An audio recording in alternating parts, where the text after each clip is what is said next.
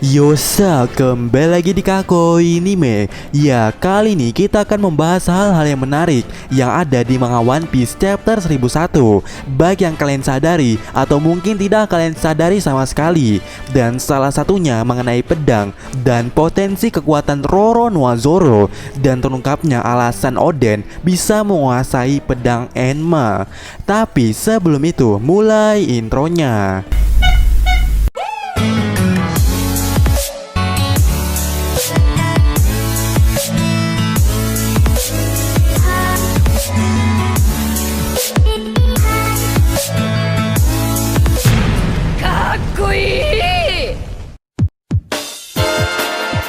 Ya, manga One Piece chapter 1001 ini menampilkan scene pertarungan yang begitu epic satu chapternya, full tanpa dipotong-potong ke adegan lainnya.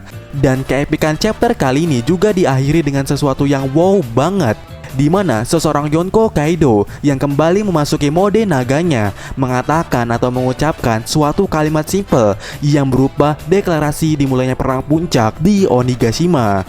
Ya, Kaido dengan seriusnya mengatakan siapapun yang berhasil mengalahkan atau memenangkan pertarungan kali ini, dialah yang akan menjadi Raja Bajak Laut. Wurururu.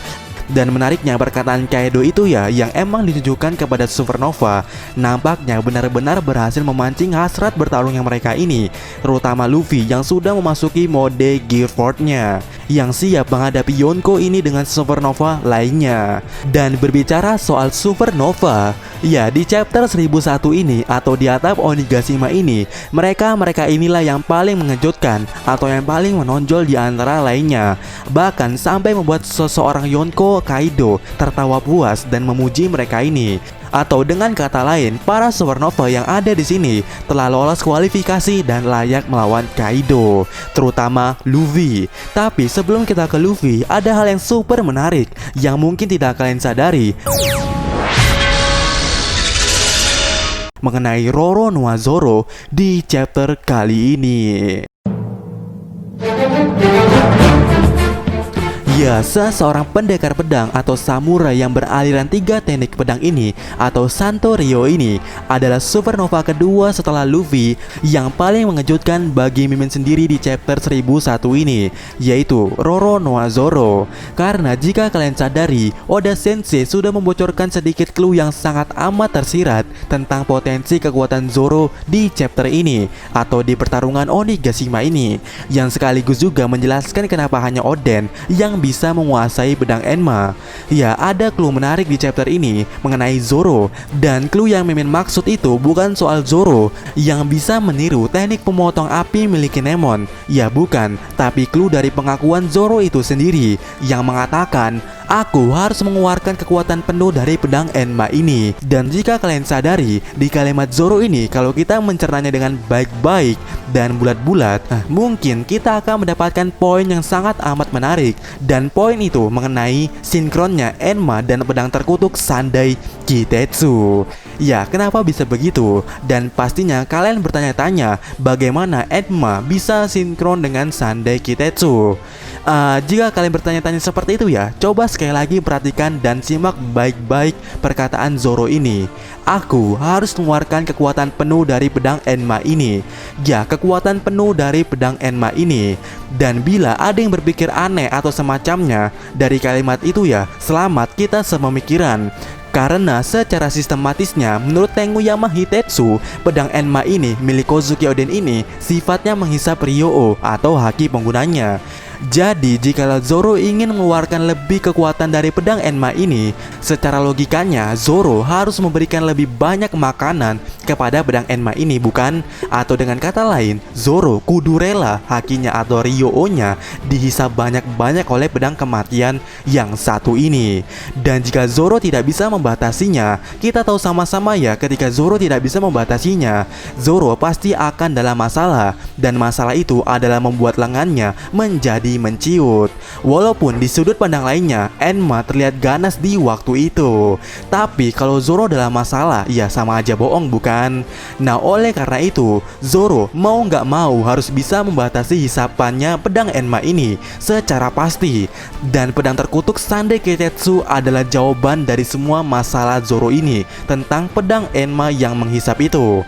Alasannya karena seperti yang bilang tadi ya, pedang Enma ini menghisap haki dari tubuh Zoro. Dan menariknya, pedang Sandai Kitetsu justru kebalikannya, di mana pedang ini malah memberikan efek buruk berupa kutukan kepada penggunanya, yang mana tubuh penggunanya mau nggak mau harus menghisap kutukan pedang Sandai Kitetsu jika menyentuhnya. Yang secara singkatnya, Enma ini menyerap tubuh, sedangkan Sandai Kitetsu justru tubuhnya lah yang menyerap pedang ini. Jadi sebenarnya antara Enma dan Sandai Kitetsu itu berbeda, tapi saling terhubung. Ya, kenapa terhubung atau sinkron padahal beda? Karena ketika Enma menyerap Zoro, kutukan pedang Sandai Kitetsu yang sudah melekat di dalam tubuhnya Zoro sejak lama itu akan membantu menarik hakinya kembali ke tubuhnya Zoro. Karena emang begitulah sifat kutukan pedang Sandai Kitetsu. Dan itulah yang mungkin menjelaskan kenapa Zoro bisa menarik hakinya kembali dari pedang Enma ini, walaupun dirinya baru pertama kali memegang pedang itu. Dan nampaknya emang seperti itu ya, karena ada clue menarik di One Piece kalau Kozuki Oden juga memakai cara yang sama seperti Zoro ini untuk menjinakkan Enma, yaitu dengan menggunakan satu pedang tambahan. Dan clue itu atau clue mengenai itu ada di chapter 963, di mana terlihat ada Oden yang sedang berburu ikan dengan hanya menenteng pedang Enma di punggungnya. Dan di panel ini terlihat Oden tengah bersama buruannya, yaitu seekor ikan koi yang kepalanya benjol di tepi pantai. Ya, adakah yang bisa menjelaskannya di sini? Ya, Oden yang sudah membawa pedang Enma. Tapi hal yang terjadi pada ikan koi di sini, kepalanya hanya benjol saja, gak kurang gak lebih. Padahal Oden ini membawa pedang Enma, tapi kenapa hanya seperti itu saja koinya? Dah, ini aneh bukan? Berarti dapat kemungkinan Oden waktu berburu ikan tuh tidak menarik sarung pedangnya. Ya, tidak menarik sarung pedangnya karena suatu alasan dirinya tidak bisa menggunakan pedang Enma di saat itu. Dan sejauh ini Oden terlihat garang bersama pedang Enma itu selalu disertai dengan pedang Ame no Habakiri. Dan tidaknya Oden menggunakan pedang Enma di chapter 963 ini, mungkin ini clue tersirat dari Oda Sensei karena terasa aneh aja membuat hal yang percuma di sini bukan? Dan clue yang Mimi dapatkan di sini yaitu mengenai pria bernama Kozuki Oden juga butuh satu pedang tambahan untuk menjinakkan pedang Enma ini. Dan jika benar seperti itu, dapat dipastikan Oden yang bisa menggunakan pedang Enma itu atau menjinakkannya itu diperoleh karena kekuatan ganas pedang Enma ini yang dibalanskan atau diseimbangkan dengan pedang Ame no Habakiri. Nah, maka dari itu kenapa hanya Oden saja yang bisa mengendalikan pedang kematian yang satu ini? Karena Oden mempunyai dua pedang yang saling seimbang, karena dua pedang ini yaitu Ame no Habakiri dan Enma itu sifatnya berbanding terbalik. Ya, berbanding terbalik. Dan hal mengenai itu dibuktikan hanya dengan melihat atau mengerti nama kedua pedang itu saja. Ya, kita sudah tahulah kalau kedua pedang ini saling berbanding terbalik, di mana Enma identik dengan neraka, sedangkan Ame no Habakiri sebaliknya, yaitu lebih identik dengan yang namanya langit. Ya, intinya dua pedang ini adalah dua pedang yang saling kebalik. Dan itu mirip dengan kasus pedang Sandai Kitetsu dan pedang Enma yang juga berbanding terbalik sifatnya. Ya kan? Ya kan? Jadi ada kemungkinan cara menjinakkan Enma emang seperti itu. Dan dengan kata lain, Roronoa Zoro akan segera bisa menguasai Enma secepat mungkin.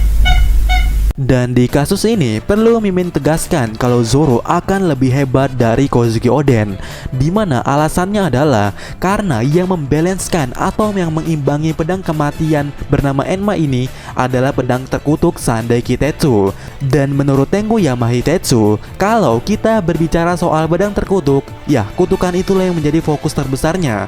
Dan di kasus ini mungkin yang bisa mengupgrade Zoro nantinya. Karena bayangkan jika Zoro memaksa Enma terus-menerus, secara tidak langsung pula Zoro akan memaksa kutukan Sandai Kitetsu yang ada di dalam tubuhnya untuk bergerak.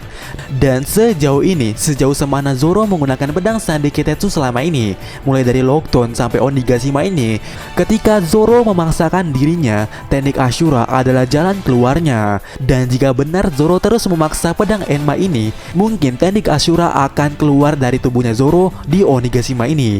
Dan pastinya teknik Ashura kali ini akan lebih badass karena ada pedang Enma juga yang tengah membara di saat itu. Dan berbicara soal kutukan, tidak lengkap pula kalau kita tidak berbicara soal mata kiri Zoro. Ya, jangan salah paham dulu. Karena kalau berbicara soal mata kiri Zoro ini, pasti ada aja yang menyambungkannya dengan mata Sharingan atau apalah. Tapi bukan. Sebenarnya jika kalian sadar, tertutupnya mata kiri seseorang itu merupakan ciri khasnya klan Shimotsuki yang memiliki kekuatan besar. Contohnya Ryuma, di mana mata kiri di mayatnya itu tidak bisa bergerak seperti mata kanannya. Berarti ada kemungkinan mata kirinya Zoro ini mirip dengan mata kiri seseorang legenda dewa pedang bernama Ryuma. Atau dengan kata lainnya, antara Zoro dan Ryuma mungkin sudah selevel ketika Zoro berhasil membalancekan Enma dan kutukan Sande Kitetsu di tingkat yang lebih tinggi. Atau mungkin itu yang disebut dengan pedang Kokuto. Dan inti dari video kali ini, ada kemungkinan Roronoa Zoro bersama pedang Enma yang udah dijinakkan karena dibalancekan atau disamakan dengan Sande Kitetsu akan membuat Zoro selevel dengan Ryuma, alias lebih hebat dari Kozuki Oden, yang nantinya dengan hanya melihat auranya saja Zoro bisa membuat Kaido terkencing-kencing jika melihatnya. Namun sepertinya untuk melakukan hal-hal yang Mimin sebutkan tadi, Zoro harus latihan dulu atau membuat ajang pemanasan sebelum melawan Kaido yang bisa membuat dirinya memaksa dalam berteknik pedang. Dan satu-satunya lawan adalah Big Mom, karena Big Mom sendiri sudah memegang pedangnya. Jadi ada kemungkinan Zoro akan memaksakan dirinya saat melawan Big Mom. Ya, jika benar seperti itu. Ya, bagaimana menurut kalian? Sampai kamu pendapat kalian dan sampai ketemu lagi di part berikutnya. Yosa.